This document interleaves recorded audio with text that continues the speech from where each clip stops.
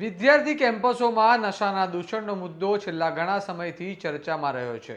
વિવિધ યુનિવર્સિટીઓ અને કોલેજોમાં દારૂ, ડ્રગ્સ અને અન્ય નશાકારક પદાર્થોના વધતા પ્રભાવને લઈને વિદ્યાર્થી સંગઠનો દ્વારા વારંવાર અવાજ ઉઠાવવામાં આવ્યો છે.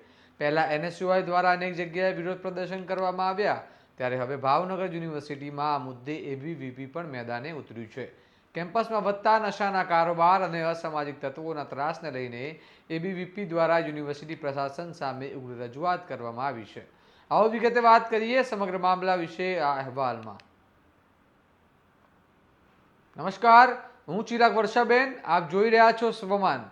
ભાવનગર યુનિવર્સિટીના કેમ્પસમાં દારૂ, ડ્રગ્સ અને અન્ય નશાકારક વસ્તુઓના વેપાર અને સેવનને થતું હોવાના આક્ષેપોને લઈને અખિલ ભારતીય વિદ્યાર્થી પરિષદ એટલે કે એબીવીપી દ્વારા યુનિવર્સિટીના કુલપતિનો ઘેરાવ કરવામાં આવ્યો હતો. એબીવીપીના કાર્યકરોનું કહેવું છે કે ઘણા સમયથી યુનિવર્સિટી કેમ્પસમાં અસામાજિક તત્વોનો ત્રાસ વધી રહ્યો છે અને કેટલાક લોકો ખુલ્લેઆમ નશાકારક પદાર્થોનું સેવન પણ કરી રહ્યા છે. એબીવીપી દ્વારા આક્ષેપ કરવામાં આવ્યો છે કે યુનિવર્સિટી પ્રશાસન આ મુદ્દે પૂરતું ધ્યાન આપી રહ્યું નથી, જેના કારણે કેમ્પસનું વાતાવરણ બગડી રહ્યું છે અને વિદ્યાર્થીઓમાં પણ ચિંતા ફેલાઈ રહી છે. આ મુદ્દે એબીવીપીના કાર્યકરોએ કુલપતિ સમક્ષ ઉગ્ર રજૂઆત કરી અને તાત્કાલિક પગલાં લેવાની માંગ કરી છે.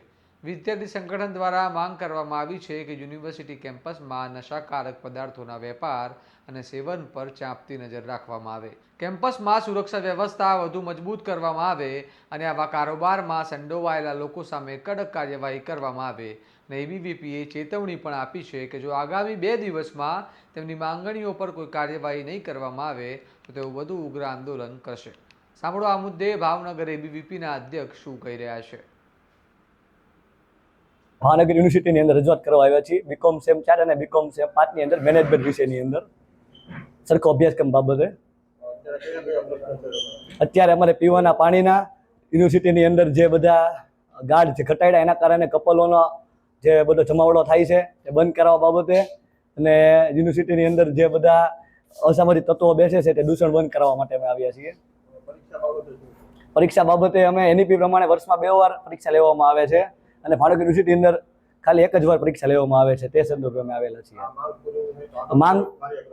જો આ માંગ પૂરી નહીં થાય તો આજ રોજ અમે આખો દિવસ બેસીશું અને જ્યાં લગી માંગ નહીં સંતોષાય ત્યાં લગી અમે ધરણા પ્રદર્શન કરશું, તાળાબંધી કરશું. સંપૂર્ણ જવાબદારી યુનિવર્સિટી તંત્રની રહેશે.